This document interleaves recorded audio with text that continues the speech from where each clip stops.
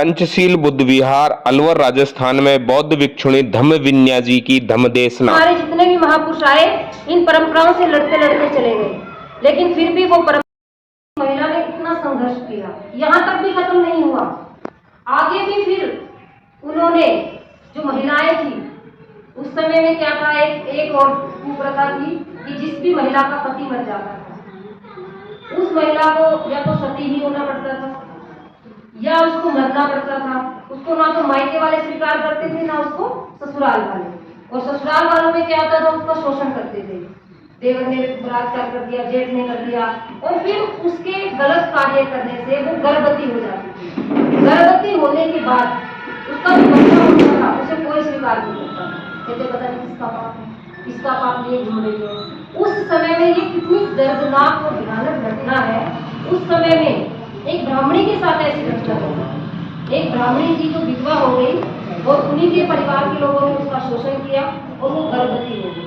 वो मरने के लिए जा रही थी कुएं पे, ज्योतिबा फुले ने उसको रोका कि ये बहन, ये क्या कर रही हो, ये जीवन बहुत अमूल्य है, इसे ऐसे मत करवाओ।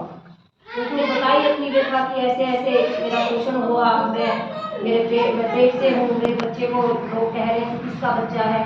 तो उसने उसको माता सावित्रीबाई फुले के पास ले गए, अपने घर ले गए।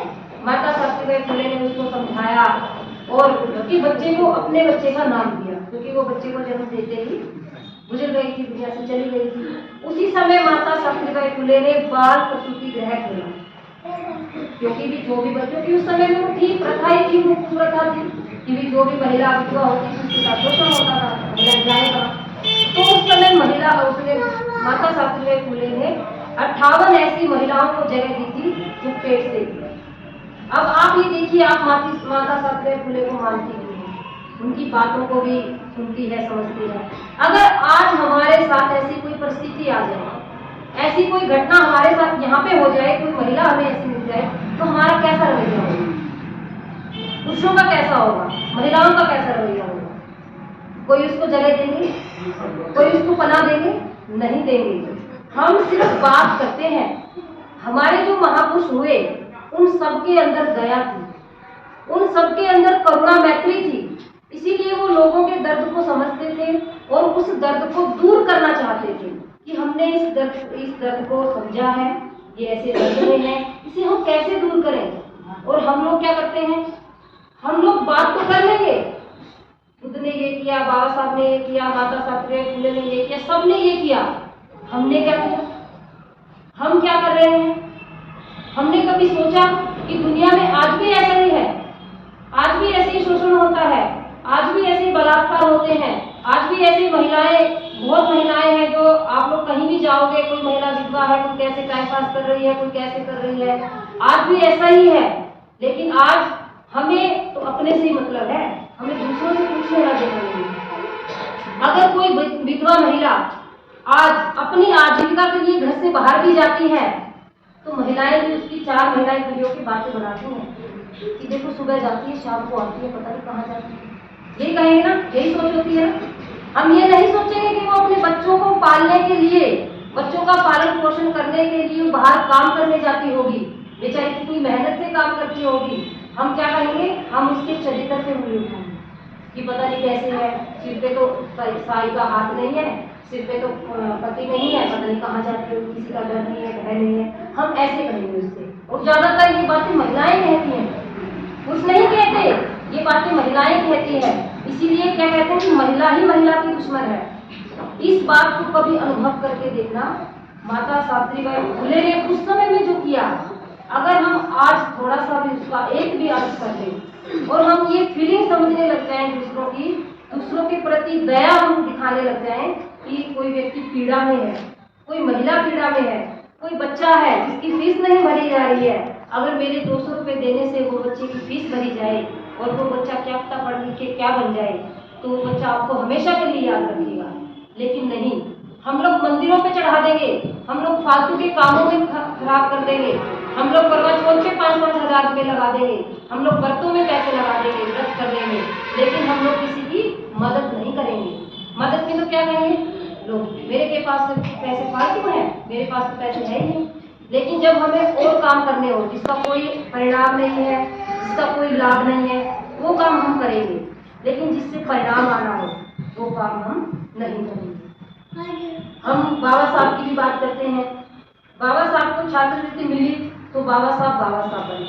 बाबा साहब विदेश पढ़ने गए, छात्रवृत्ति के मिलने से ही तो बाबा साहब विदेश पढ़ने गए, वरना तो बाबा साहब के पास तो पैसा ही नहीं था। अब बाबा साहब की छात्रवृत्ति की वजह से आज हम सब लोग यहाँ पे। बाबा साहब को लगा कि मुझे छात्रवृत्ति मिली तो मैं विदेश तक पहुँच गया। बाबा साहब के मन में करुणा पैदा हुई, बाबा साहब के मन में दर्द पैदा हुआ कि अगर मैं भी मेरे समाज के लोगों को छात्रवृत्ति दूं तो वो भी कहां से कहां पहुंच जाएंगे। और बाबा साहब ने अपना वादा पूरा किया।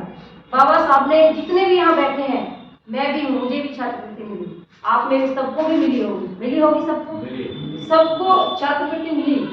क्या हमारे मन में कभी विचार आता है कि हम भी किसी बच्चे की फीस भर दें, हम भी किसी बच्चे को पैसा दे दें, हम भी किसी बच्चे को, एक बच्चे को भी अगर हम गोद ले लेते हैं, आप किसी संगठन को मत दो, आप किसी और को मत दो कि सोचे भी वो खा लेते हैं, वो करते हैं। आप सिर्फ एक गांव से अगर कोई बच्चा है, पढ़ रहा है, किसी के 5 बच्चे हैं, किसी के 2 बच्चे हैं, किसी के 3 बच्चे हैं, और अगर किसी का पिता शराबी भी है तो आप ये मत कहो उसका तो पिता शराबी है, भाई वो तो शराबी है, उसको समझ नहीं है, वो तो पी के गवा रहा है, लेकिन तुम उसको कोसने से कुछ नहीं होगा, उसको मत कोसो।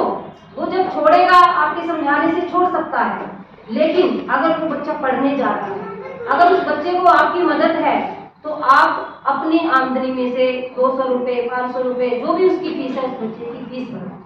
और उस बच्चे को आप, एक बच्चे को अगर एक व्यक्ति भी गोद ले ले, एक सामर्थ्यवान व्यक्ति एक गरीब बच्चे को गोद ले ले, गोद लेने का मतलब उसकी पढ़ाई का खर्चा उठाना, साल का जो भी खर्चा है, जो भी उसका आता है वो उठा ले, तो हमारे समाज के बच्चे, जो भी होनहार बच्चे हैं, वो पढ़ लिख जाएंगे और वो आगे बढ़ेंगे। और फिर वो बच्चे आपका गुणगान करेंगे कि देखो मेरे उस व्यक्ति ने मेरी फीस भरी, वो सर थे, वो फीस मुझे फीस देते थे।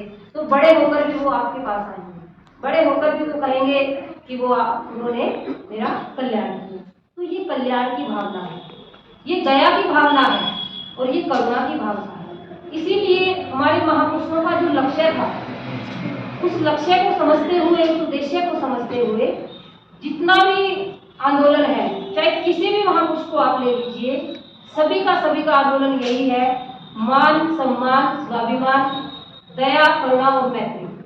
कि हमारा जो जीवन है हम मान सम्मान और स्वाभिमान से जिए और हमारे अंदर दया करुणा और मैत्री। बिना दया करुणा के जीवन नहीं चल सकता। अभी आप सभी हैं यहाँ पे, अब देखो सभी लोग, ज्यादातर महिलाओं ने जो शादीशुदा है साड़ियाँ पहन रखी है और पल्लू भी किए हुए हैं। अभी इधर पुरुष बैठे हैं, इधर महिलाएं बैठी, पुरुषों के कोई सिर पे कपड़ा नहीं और कोई इनको भय नहीं है किसी चीज का कि हम बिहार में बैठे हैं, डर लग रहा हो, कोई किसी तरह का भय नहीं है। लेकिन महिलाओं को क्या भय है, ऐसे करके बैठने तो मेरा मुंह ना दिख जाए, ऐसे मतलब ऐसे हाथ से पकड़ा हुआ है, भाई मुंह, अगर वो आपके मुंह की तरफ कहाँ देख रहे हैं, वो तो इधर देख रहे हैं, वो तो बुद्ध विहार की तरफ देख रहे हैं, मुझ मेरी तरफ देख रहे हैं, बुद्ध की तरफ देख रहे हैं, लेकिन फिर भी आपको भय लगा हुआ है, डर लगा हुआ है कि कहीं हमारा मुंह ना दिख जाए।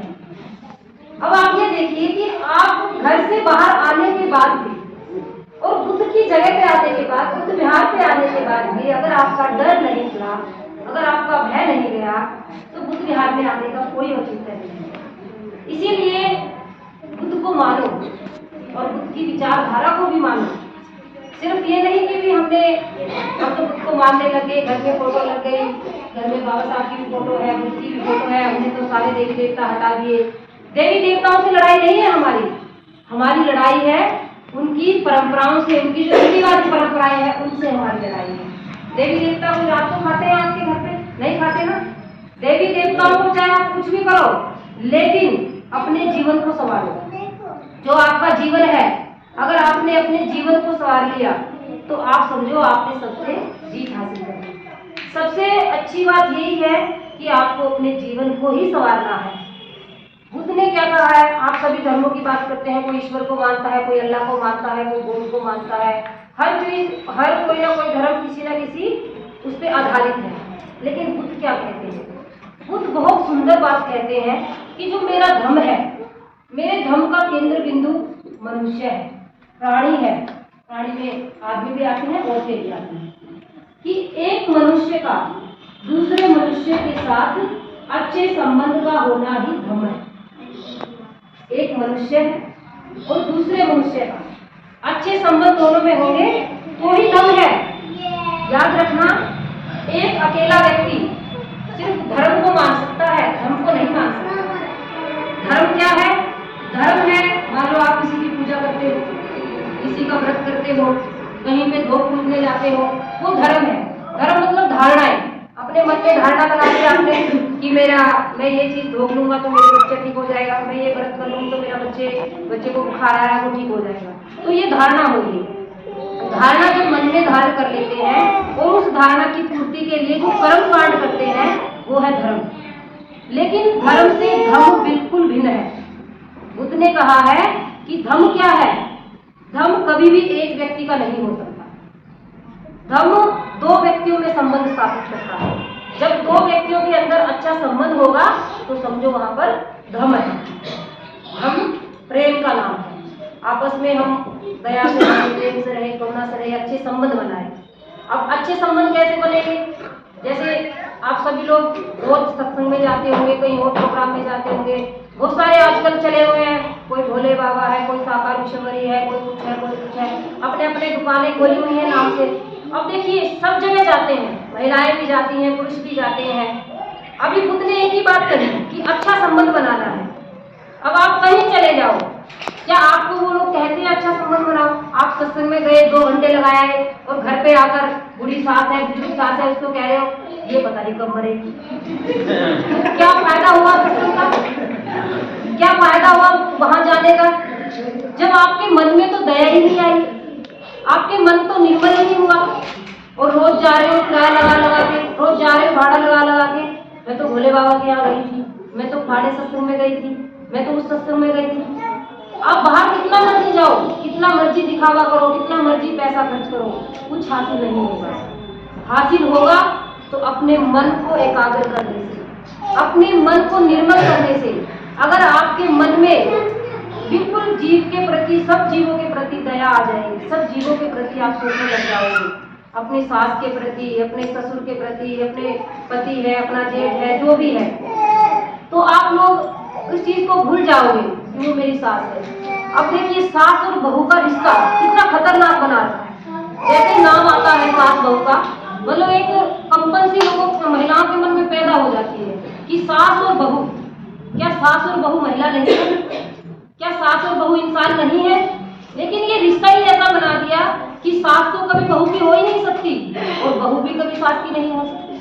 किसने कह दिया नहीं हो सकती? ये बना दिए गए ना रिश्ते। लेकिन नहीं, बुद्ध कहते हैं अच्छा संबंध बनाओ, एक दूसरे के साथ अच्छा संबंध बनाओ। अगर आप अपनी बहू है, सास की बहू है, बहू की सास है, अगर हम सास को माँ की तरह सोचे कि ये मेरी माँ है और सास भी बहू को बेटी की तरह सोचे कि ये मेरी बेटी है, तो क्या घर में लड़ाइयाँ होगी? क्या घर में तनाव होगा? लेकिन नहीं, हम लोग तो बहू आएगी, बहू से सब्जी बहू को बनानी भी नहीं आई, भाई नहीं आई है, नहीं बनानी आती, सब्जी नहीं बनानी आई, नमक ज़्यादा डल गया, जैसे ही सब्जी में निवाला मुंह में डाला, देखो इसकी माँ ने देखो कुछ भी नहीं सिखाया, सब्जी भी नहीं बनानी आई, मैं नहीं खाती सब्जी, नमक ही नमक है इसमें, तो पूरा जहर कर रखा है। तो मतलब देखिए ये क्या है? ये क्या है कि ये यही है कि मैं सास हूँ, मुझे सब आता है, तुम बहू हो, तुम्हें कुछ नहीं आता। इसीलिए ये भी एक वो है कि आते ही सार हम उनको ताना देने लग जाते हैं। अगर नहीं आ रहा है, अब आप देखिए सब्जी में अगर नमक ज़्यादा हो जाता है, क्या आपके डांट देने से नमक कम हो जाएगा? नहीं। क्या उसको गालियाँ देने से नमक कम हो जाएगा? सब्जी तो वैसी ही रहेगी ना। नमक कम करने के लिए हमें क्या करना होगा? दूसरी सब्जी बनानी पड़ेगी, दूसरी ही बनानी पड़ेगी, या उसमें कुछ और उपचार करना पड़ेगा जिससे नमक कम हो जाए।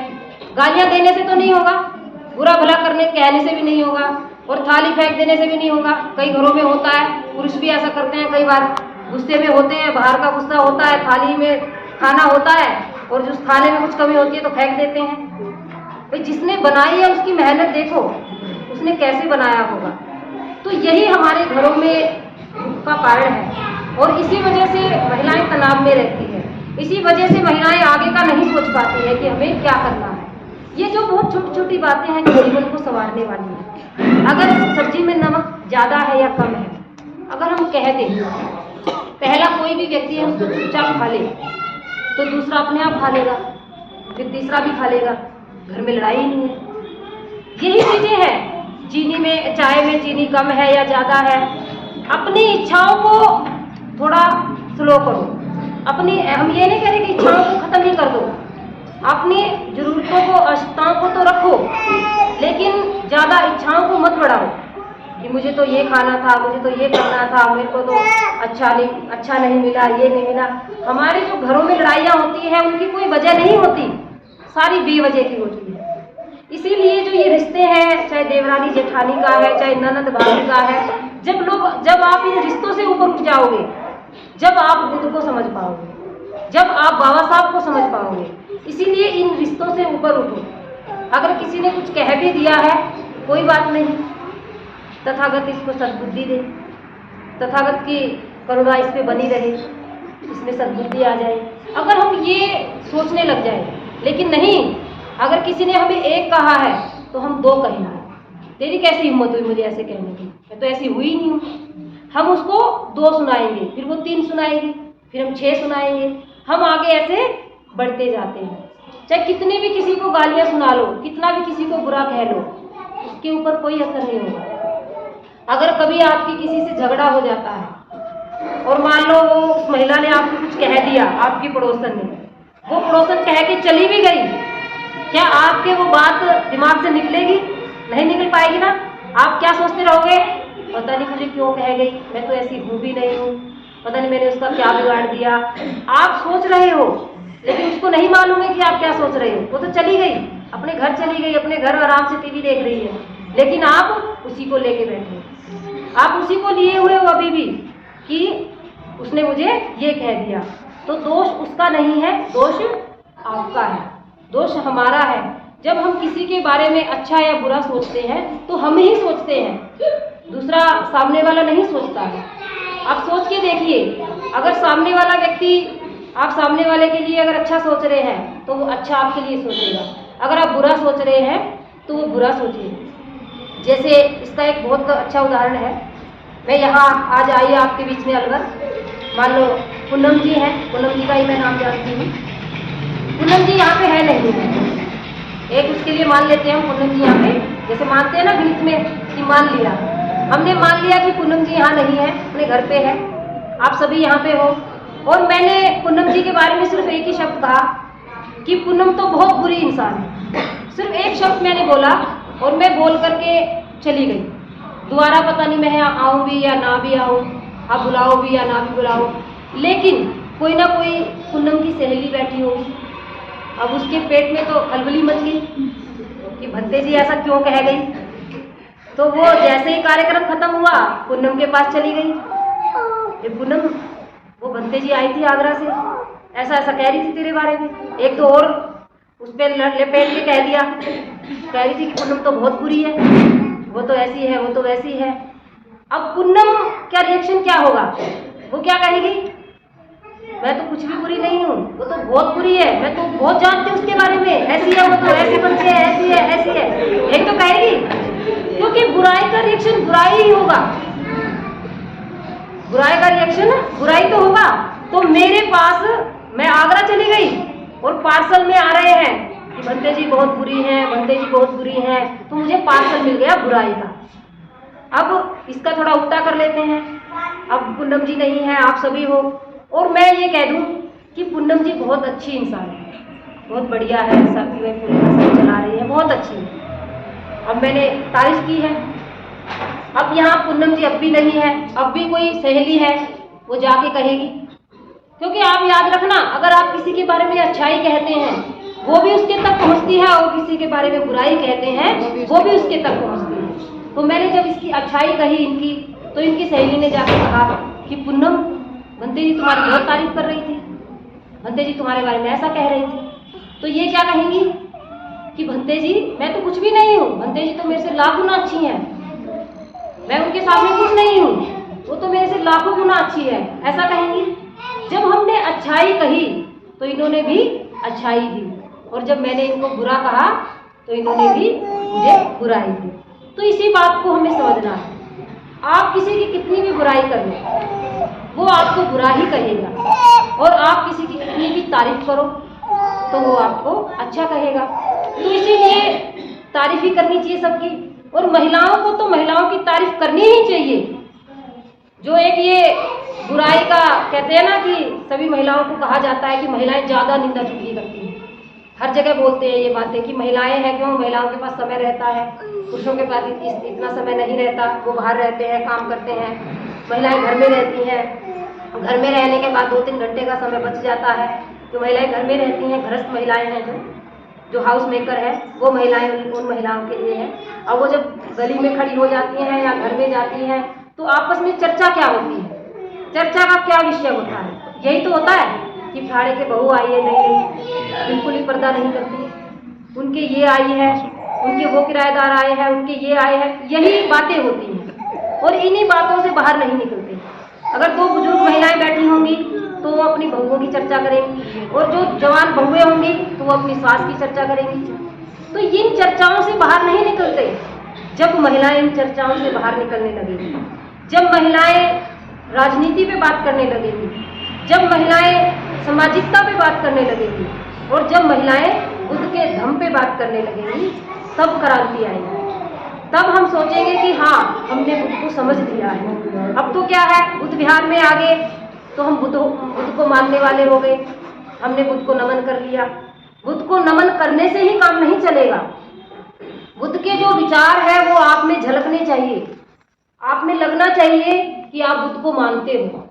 बुद्ध को ना मानने से पहले आपका जो जीवन था और इस जीवन में अंतर होना चाहिए कि हमारे जीवन में और उसमें ये अंतर आया है। अभी पहले हम क्रोध करते थे, अब मैं प्रयास कर रही हूँ कि मुझे क्रोध नहीं आना चाहिए।